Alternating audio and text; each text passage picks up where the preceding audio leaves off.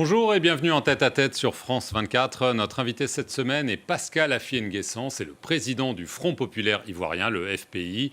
Et il a été Premier ministre sous Laurent Gbagbo. Merci d'être avec nous, monsieur N'Guessan. Bonjour. Alors, le 7 et 8 novembre, un congrès de votre parti s'est tenu. Vous avez été réélu président avec un score soviétique.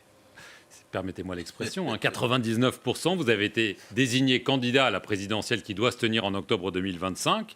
Alors, votre rival, Pierre Dagbo Godet, et l'ancien secrétaire général Issiaka Sangaré, dénoncent un congrès tronqué, ils ont saisi la justice. Résultat, ils ont été suspendus pendant 5 ans. Pourquoi cette purge ?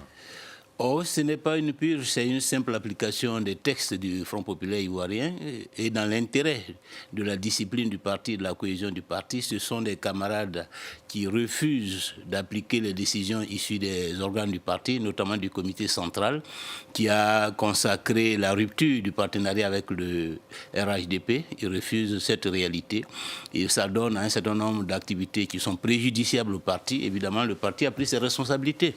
Donc, il ne s'agit pas de purge, il s'agit simplement d'appliquer les dispositions des statuts relatives à la discipline au sein du parti.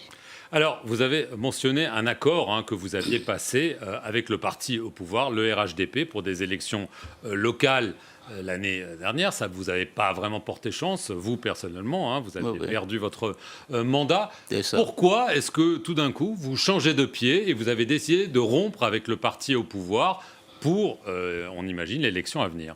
Non, nous n'avions pas d'accord pour les élections à venir. Nous avions un accord pour la réconciliation nationale et accessoirement la possibilité de conclure des alliances électorales locales. Mais ça a été un échec. À l'occasion des élections de 2023, au local de 2023. Évidemment, sur ce plan, ça a été un échec.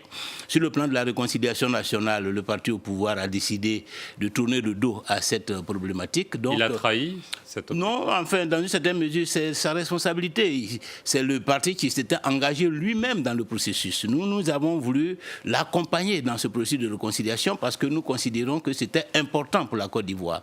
Mais à partir du moment où il considère qu'il n'a plus rien à faire dans ce domaine, alors que nous pensons le contraire, le partenariat était devenu en fait caduc. Alors, à contrario donc, et dans la perspective de l'élection prévue l'an prochain, il y a une volonté de l'opposition de former une plateforme commune, un front commun contre le parti pouvoir, et donc se pose la question d'un rapprochement avec votre ex-mentor Laurent Gbagbo. On sait qu'il y avait une rupture assez brutale entre vous.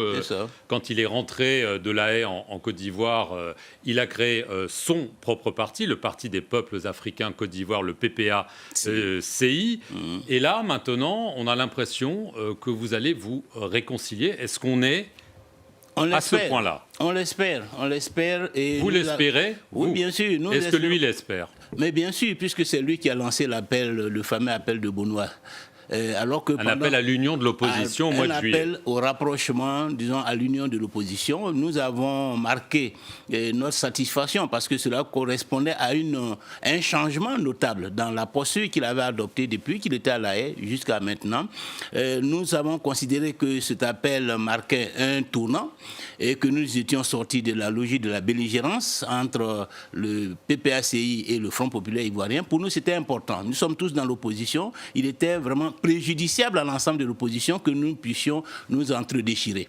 Maintenant, quel est le contenu de l'appel? Comment nous allons procéder? Étant donné que nous sommes, je dirais, au niveau de la gauche, 4 formations politiques, le Front populaire ivoirien, le PPACI, MGC et le COGEP. De Simone Gbagbo et de Charles Blé Goudé. Et Charles Blé Goudé, il s'agit de voir comment nous faisons en sorte de nous donner les moyens de gagner l'élection présidentielle de 2025. Alors, on a aussi appris qu'il y a une délégation du parti de Laurent Gbagbo qui est venue voir votre parti. Et suite à ça, votre secrétaire général a dit il faudrait que Laurent Gbagbo et Pascal Affi-N'Guessan se rencontrent. Donc évidemment, vous connaissez ma question suivante. Oui. Est-ce que vous allez rencontrer Laurent Gbagbo? Mais et quand? Bien sûr. Bien sûr, ce n'est pas évident, vu le passé. Évidemment, ça n'a pas été du tout évident depuis 10 ans. Personnellement, j'ai beaucoup œuvré pour que cette rencontre ait lieu. Vous l'avez appelé? Nous nous sommes rencontrés en 2020 à Bruxelles. Oui, mais pas depuis. Mais nous n'avons pas pu trouver une solution à la question qui nous divisait.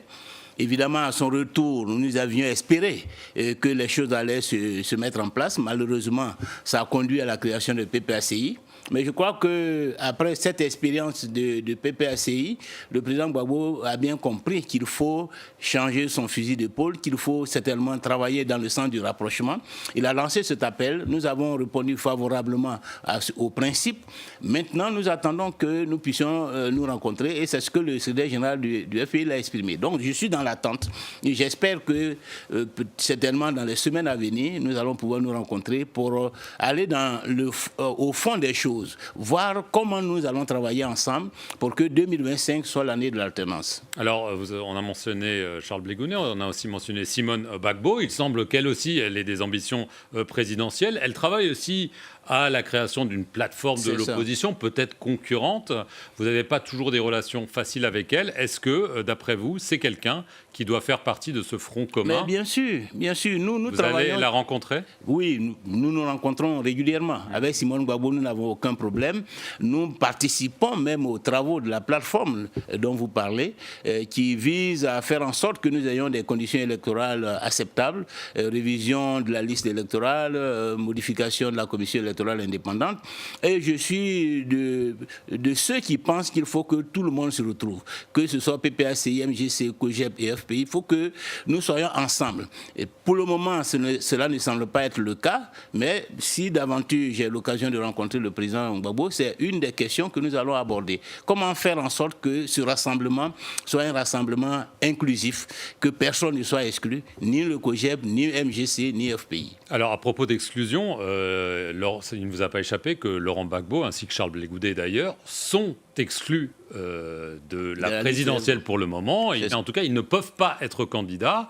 Est-ce que vous souhaitez qu'ils puissent l'être? Mais bien sûr que nous avons déjà exprimé notre opinion là-dessus, que tout cela relève de la crise que le pays a connue en 2010-2011.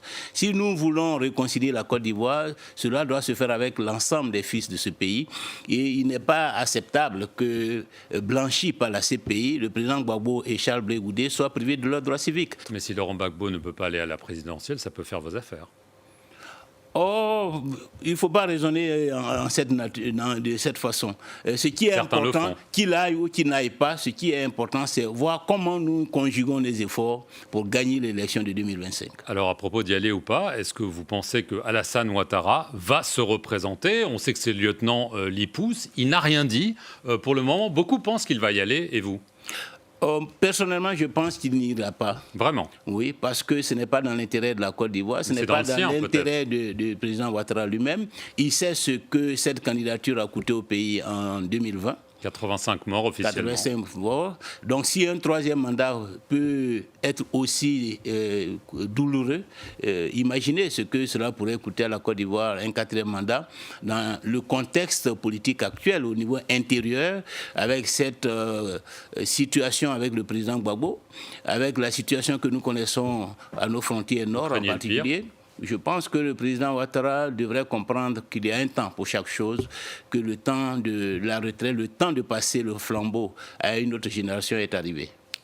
Son vice-président Mais il a plein de cadres. Il a un président de l'Assemblée, un président du Sénat, un vice-président, un premier ministre. Quand on est arrivé à ce stade dans la hiérarchie institutionnelle, logiquement, on ambitionne à gravir le dernier échelon, c'est-à-dire la présidence de la République. Donc il a suffisamment de monde pour représenter le RHDP à cette élection.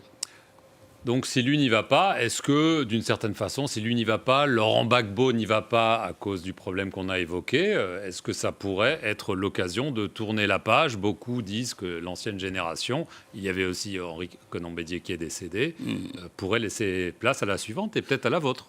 Certainement. Et je pense que la Côte d'Ivoire a besoin de respiration. La Côte d'Ivoire a besoin de cette alternance, de cette rupture. Pas forcément parce que les autres ont échoué, mais parce que dans l'histoire d'un pays, il faut bien un moment où une génération passe le flambeau à une autre, un moment où le pays peut rompre avec un certain nombre de situations. Le pays a beaucoup souffert ces 30 dernières années d'élections chaotiques, de divisions, d'affrontements.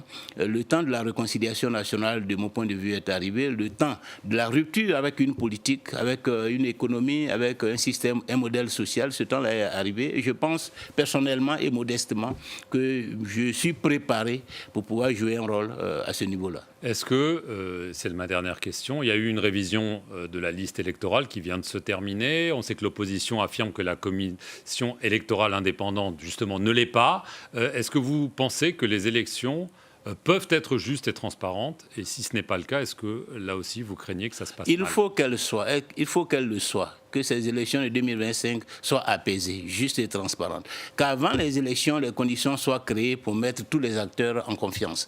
Et cela passe par la réforme de la commission électorale indépendante. Cela passe aussi par un fichier électoral qui réponde aux aspirations des Ivoiriens, qui fasse en sorte que la légitimité de ceux qui seront issus de ces élections soit garantie, soit renforcée. Et cela signifie qu'il faut que le maximum d'Ivoiriens puissent être sur cette liste électorale, qu'elle soit éditée, qu'elle soit assainie. Et je crois que si nous réussissons donc l'assainissement de la liste électorale, si nous nous entendons pour nous mettre en place une commission électorale indépendante, crédible et qui réponde aux aspirations des acteurs politiques, les élections de 2025 se passeront véritablement démocratiquement et puis, je pense, permettront à la Côte d'Ivoire de tourner cette page. Dernière question, est-ce que vous serez candidat quoi qu'il arrive, ou est-ce que s'il y a un accord avec la gauche, est-ce que vous êtes prêt à laisser votre place, par exemple, à Laurent Gbagbo? Non, nous sommes dans des partis différents et chaque parti a sa stratégie. Pour le moment, le Front populaire ivoirien m'a désigné comme son candidat à l'élection présidentielle de 2025. Je ne vois pas comment je pourrais me soustraire à cette exigence. Donc, je suis le candidat du Front populaire ivoirien. Si d'aventure des négociations doivent avoir lieu, elles auront lieu dans le cadre de ces candidatures. Et donc, personnellement, je ne vois pas comment je pourrais ne pas être candidat en 2025. Pascal Affi-N'Guessan, merci beaucoup d'être venu sur le plateau de France 24. C'est moi Et merci à vous d'avoir regardé cette édition d'En Tête à Tête sur nos antennes.